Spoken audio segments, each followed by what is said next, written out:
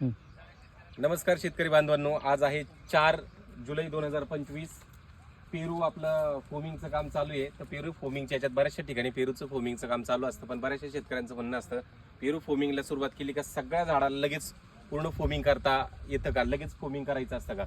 ही आता आपण तुम्हाला दाखवतो. आता आपण जी छाटणी केली होती बरोबर, छाटणी केल्यानंतर आता हे फोमिंग बसवले. तर 2 टप्प्यामध्ये जे फळं फक्त लिंबू साईजचे आहेत त्यांनाच आपण फोम बसवत असतो, लक्षात असू द्या. राहिलेले जे आहेत, म्हणजे आता तुम्ही जर इकडे बघायला आलं कोणतंही एखादं झाड आपण बघूया. आता हे समजा हे जर झाड तुम्ही बघितलं बरोबर, या झाडावरती आता आपण सगळीकडे फोमिंग केली, पण बघा हे छोटे आहेत बरोबर. तर इथं आपण फोमिंग नाही केली, हे छोटे फोमिंग नाही केली, हे छोटे फोमिंग नाही केली.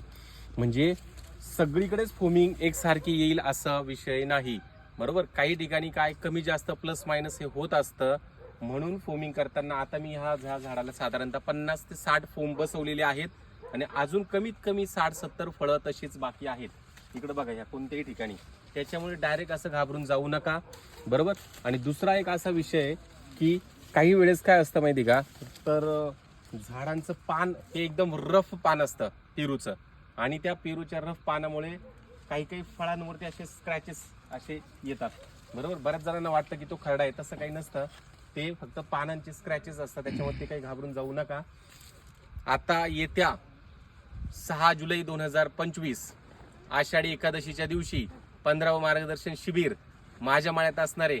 तर नक्की इथं या. येण्यासाठी 98 225 325 56 ह्या नंबरवरती कॉल करा, बुकिंग करा. भेटूया पेरूच्या 15व्या मार्गदर्शन शिबिरमध्ये. तोपर्यंत धन्यवाद.